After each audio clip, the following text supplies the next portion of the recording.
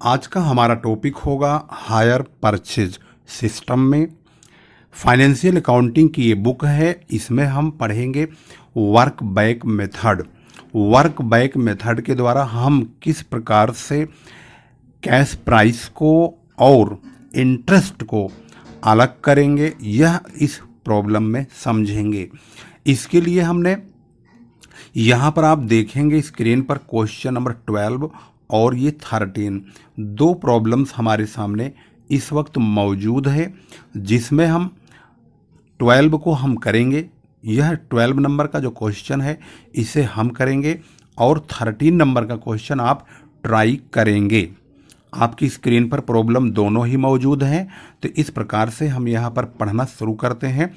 हिंदी और इंग्लिश में दोनों में ही ये प्रॉब्लम लिखी हुई है।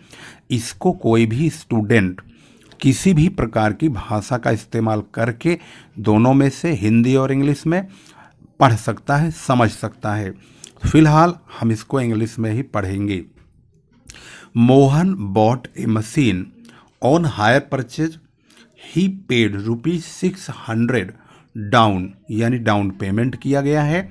₹640 at the end of first year, ₹890 at the end of the second year and ₹880 at the end of the third year. The interest at 10% per annum on cash price of the machine is included in the above installment. Write up necessary accounts in Mohan's book. Writing of depreciation at the rate of 5% on the diminishing balance method. Question के मुताबिक मोहन ने एक machine hire purchase system के हिसाब से खरीदी और तुरंत डाउन पेमेंट 600 रुपये दिए हैं, और पहला जो किस्त उन्होंने एक साल के बाद चुकाया है 640 यानी 640 रुपये, और दूसरे साल के अंत में चुकाया है 890 रुपये, और तीसरे साल के अंत में चुकाया है 880 रुपये। इस प्रकार से 10% प्रति वर्ष के हिसाब से यहाँ पर कैश प्राइस पर ब्याज चार्ज होता है।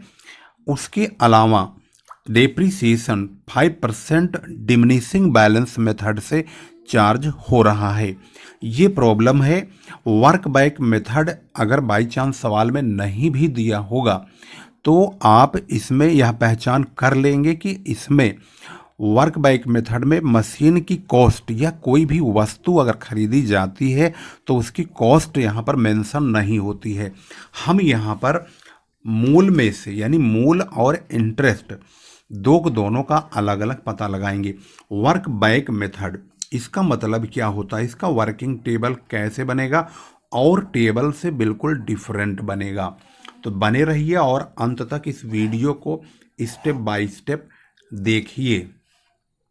सबसे पहले नंबर पर हम यहाँ पर स्टार्ट करेंगे थर्ड इंस्टॉलमेंट से, यानी कि तीसरी इंस्टॉलमेंट। यानी बैक का मतलब क्या हुआ, बैक यानी लास्ट मेथड से हम स्टार्ट करेंगे। तो यहाँ पर लिखिए थर्ड इंस्टॉलमेंट, तीसरी इंस्टॉलमेंट।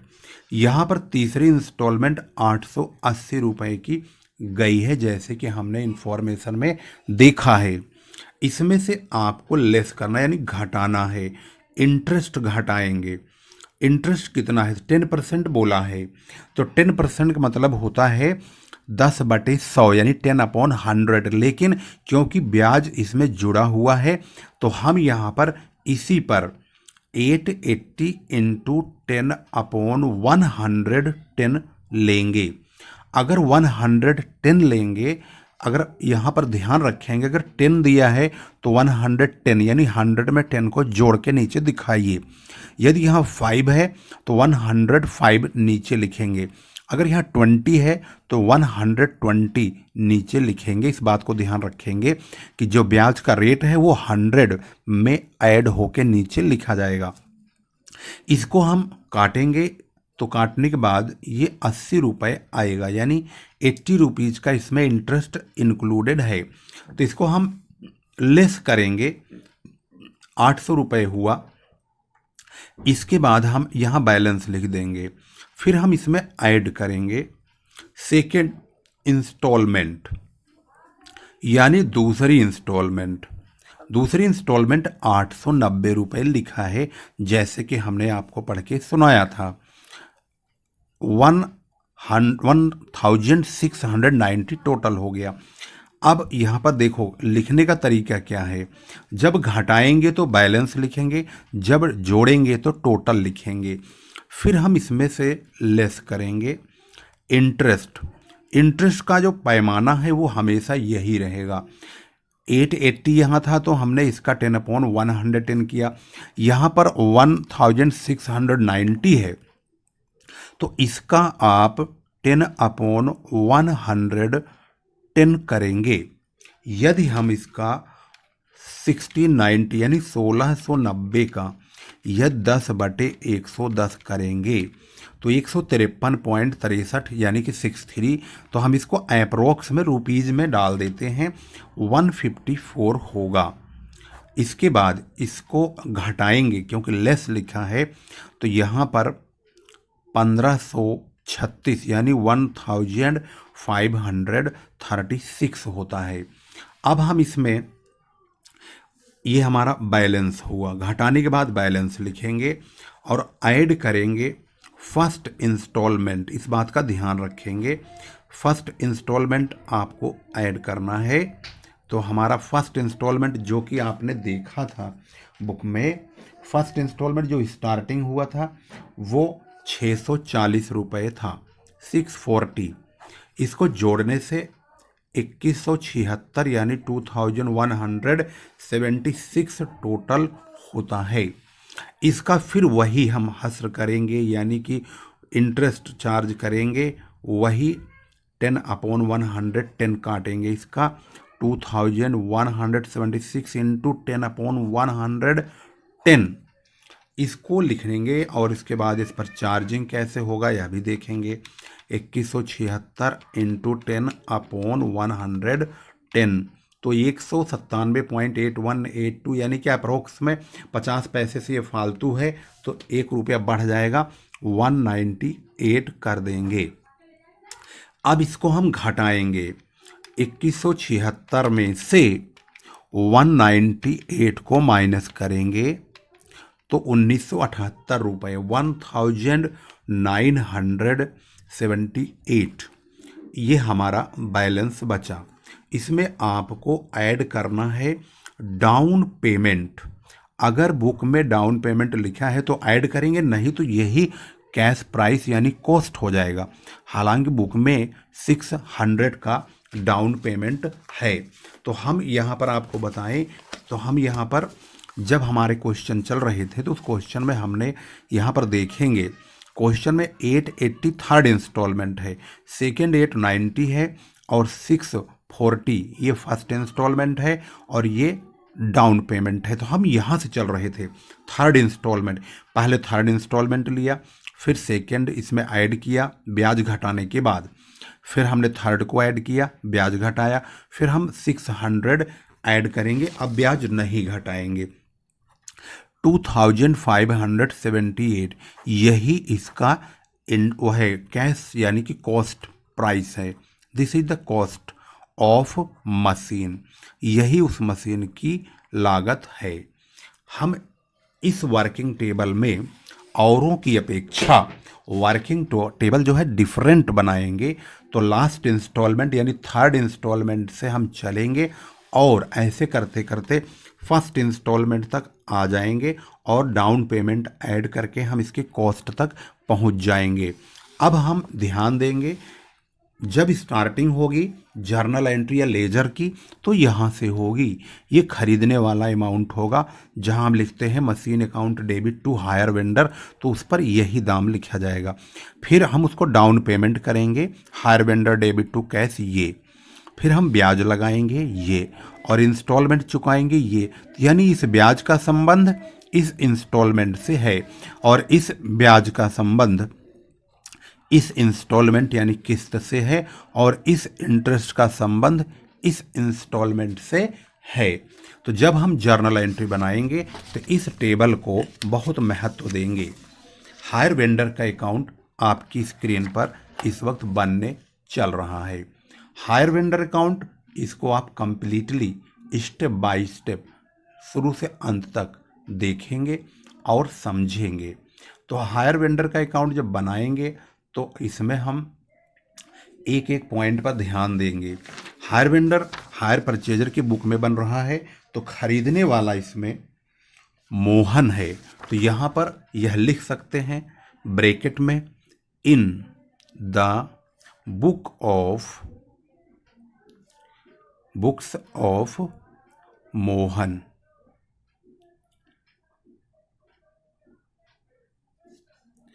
यह लिखेंगे तो मोहन के लिए ये जो हायर वेंडर है यह एक क्रेडिटर है।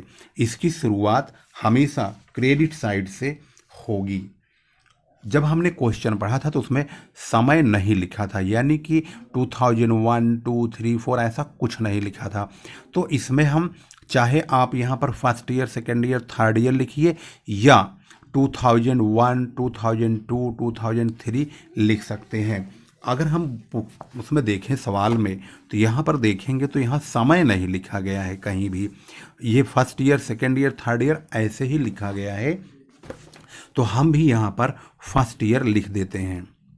फर्स्ट ईयर बाई मशीन इन्होंने खरीदी है, मशीन अकाउंट के नाम से यहाँ पर 2578 यानी 2578 यही लिखेंगे।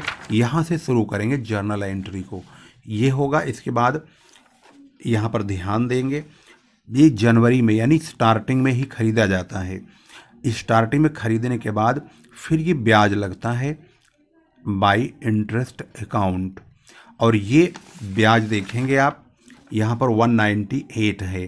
तो यहाँ पर पहले साल 2 पेमेंट हुई है, एक तो ये डाउन पेमेंट हुआ है, दूसरा ये किस्त हुआ है। इन दोनों को लिखेंगे। पहले तो हम इंटरेस्ट लिख देते हैं 198 का, और यहाँ पर आएंगे, यहाँ लिखेंगे फर्स्ट ईयर, देखेंगे ध्यान से, और यहाँ पर लिखेंगे 2 कैश अकाउंट। कैश अकाउंट हमने नगद पेमेंट किया था 600 का, फिर हमने एक इंस्टॉलमेंट दी थी बैंक अकाउंट के द्वारा 640 का। उसके बाद जो बचेगा उसको हम टू बैलेंस CD यानी इस बैलेंस को कैरी डाउन करेंगे। तो यहाँ पर इस वक्त हम बैलेंसिंग जब करेंगे तो इन दोनों को ऐड करेंगे, 2578 प्लस 198, इन दोनों का टोटल 2776 रुपये हुआ, यानी 2776 हुआ। इसमें से 2 पेमेंट घटेगा, 600 और 640 यानी 1240 माइनस करेंगे 1240, तो बैलेंस हुआ 1536 यानी 1536। इसको आप यहाँ लाइए सेकेंड ईयर में, 3 साल का ही कुल बनाना है। यहाँ लिखिए बाई बैलेंस ब्रॉड डाउन करेंगे, इस रकम को यहाँ लाएंगे 1536 यानी कि 1536, और इसके बाद इस पर हम इंटरेस्ट लेंगे। इंटरेस्ट अकाउंट हमारा यहाँ देख लेंगे दूसरा ब्याज कितना है। दूसरा ब्याज यहाँ देखेंगे तो 154 रुपये का है, और उसके साथ में 890 की किस्त जाएगी। तो यहाँ पर 154 154 रुपये, और यहाँ पर सेकेंड ईयर लिख के टू बैंक अकाउंट लिखेंगे, और यहाँ पर 890 रुपये लिख देंगे इंस्टॉलमेंट के। इसके बाद बैलेंस CD यानी कि जो बैलेंस बच रहा है उसको लिखेंगे।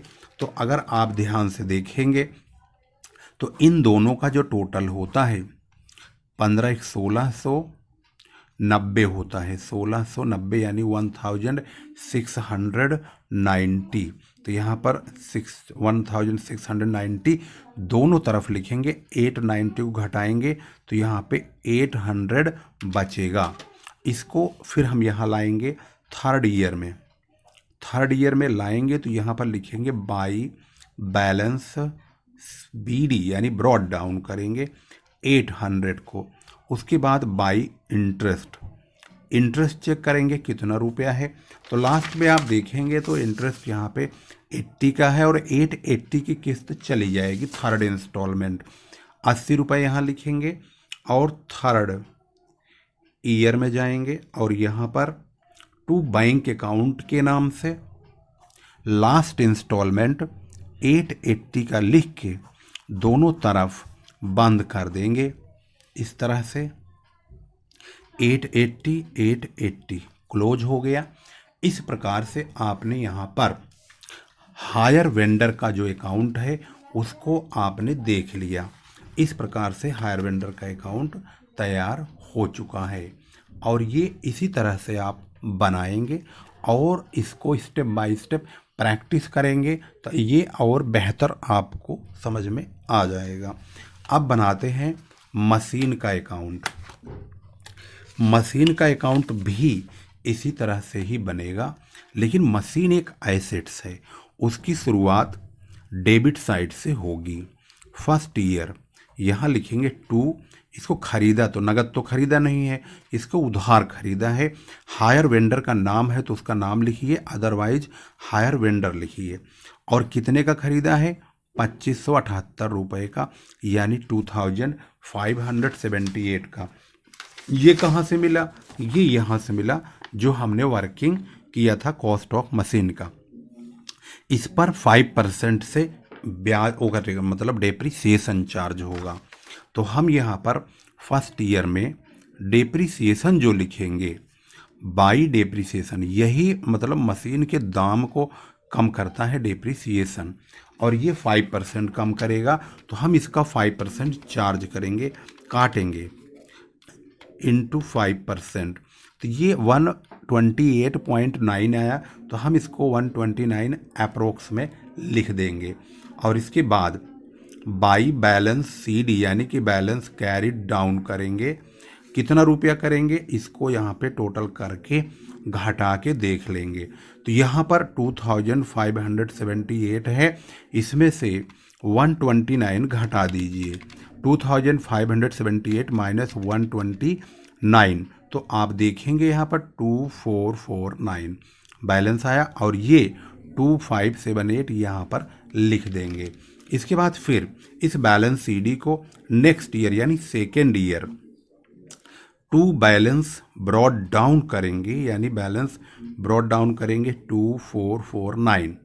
और अब इस पर 5%, क्योंकि डिमिनिशिंग बैलेंस मेथड कहा गया है चार्ज करने के लिए, तो सेकेंड ईयर में बाई जब डेप्रिसिएशन हम लिखेंगे तो हम इसी पर ही 5% इस पर 2449 पर चार्ज करेंगे, यानी इसका 5% काटेंगे तो 122.45 है। तो हम इसको, क्योंकि 50 पैसे से ये कम है, यहाँ पर 5 होता तो हम इसको 2 को 3 करते, लेकिन ये 5 से कम है तो हम इसको 2 ही रखेंगे, यानी 122 रखेंगे। उसके बाद बाई बैलेंस सीडी यानी कि बैलेंस कैरिड डाउन होगा थर्ड ईयर में। घटा के देख लेते हैं, 2449 माइनस 122, तो ये आता है 2327, यानी कि 2327। और ये टोटल जो है दोनों तरफ इक्वल कर देंगे, यानी डेबिट में भी और क्रेडिट में भी 2449। और इस बैलेंस को अब थर्ड ईयर में लाएंगे, और ये तीसरा साल है जो कि लास्ट ईयर है, 3 साल की ही इंस्टॉलमेंट हुई है 2327। अब हम थर्ड ईयर में इसका जो इंटरेस्ट चार्ज, वो डेप्रिसिएशन चार्ज करेंगे, इसी पर चार्ज करेंगे बाय डेप्रिसिएशन। इसका 5%, 2327 का 5%, तो ये 11 मतलब 116.35, यानी कि 116 ही लिखेंगे, क्योंकि 50 पैसे से पॉइंटों में कम है, तो 116 लिखेंगे। और इसके बाद बाई बैलेंस सीडी यानी कैरी डाउन करके चेक कर लेंगे हमारा बैलेंस कितना बचेगा। तो यहाँ पर देखेंगे 2327 में से, यानी कि 2327 में से हम 116 को घटाएंगे, 2327 माइनस 116, तो हमारा बैलेंस आया 2211, यानी कि अब हमारा तीसरे साल का यही बैलेंस रहेगा। ये हमारा आंसर है।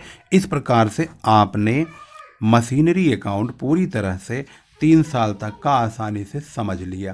तो ये मशीन अकाउंट है जिसका डेप्रिसिएशन हमने स्टेप बाय स्टेप यहाँ पर चार्ज किया। पहले कॉस्ट लिखा, 5% लिखा, और इसमें से इसको घटा के बैलेंस लिखा। ये बैलेंस CD से BD हुआ। फिर इसका 5% यहाँ लिखा, इसमें से इसको घटा के बैलेंस लिखा। हालांकि यही डेबिट साइड का ही टोटल नीचे दोनों तरफ लिखा जाएगा, यही टोटल यहाँ और यहाँ लिखा जाएगा। इस बैलेंस CD को BD किया, फिर इसका 5% यहाँ चार्ज हुआ। इसमें से इसको घटा दिया हमने डेप्रिसिएशन को बैलेंस CD BD में से। फिर बैलेंस CD हुआ 2211 यानी 2211, और यही टोटल दोनों तरफ नीचे लिखा जाएगा। इस प्रकार से हमने आपको डेप्रिसिएशन अकाउंट भी, मतलब मशीनरी अकाउंट भी बताया, और हायर वेंडर का अकाउंट भी बताया। वर्क बैक मेथड कंप्लीट हो गया। अब हमारा जो निशाना होगा वो अगला निशाना होगा, अगली वीडियो में बनाएंगे हम उसको, पेमेंट इन डिफॉल्टर, यानी कि डिफॉल्टर पेमेंट एंड रीपोजीशन। जिसमें जो हायर वेंडर होता है वो अगर कोई हायर परचेजर किसी मशीन, मोटर, कार, गाड़ी, ट्रक, बस कुछ भी खरीदता है, अगर पेमेंट नहीं करता है तो वह हायर वेंडर एक इन्फॉर्मेशन दे के गाड़ी को जब्त कर लेता है। और जब्त करते समय किसको कितना फ़ायदा या नुकसान होता है हम उसको अगली वीडियो में पढ़ेंगे, जिसका नाम होगा डिफॉल्टर एंड रीपोजीशन। जिसमें ये हमारा मतलब कहने का टॉपिक है, जिसमें हम डिफ़ॉल्ट जो होता है उसकी गाड़ियों का अधिग्रहण करते हैं। तो इसलिए इसका नाम हो जाता है डिफ़ॉल्ट एंड रीपोजीशन। तो बने रहिए और वीडियो को अंत तक देखा करिए। वीडियो को शेयर अवश्य कीजिए, शेयर आप लोग नहीं करते हैं, शेयर करें, और चैनल को सब्सक्राइब अवश्य कर लें ताकि आपको लेटेस्ट अपडेट्स अकाउंट के बच्चों को, यानी कॉमर्शियल स्टूडेंट्स को, हर प्रकार की इन्फॉर्मेशन का अपडेट कंटिन्यू मिलता रहे। तो आज तक यानी कि अब मैटर क्लोज। नमस्ते, जय हिंद, जय भारत।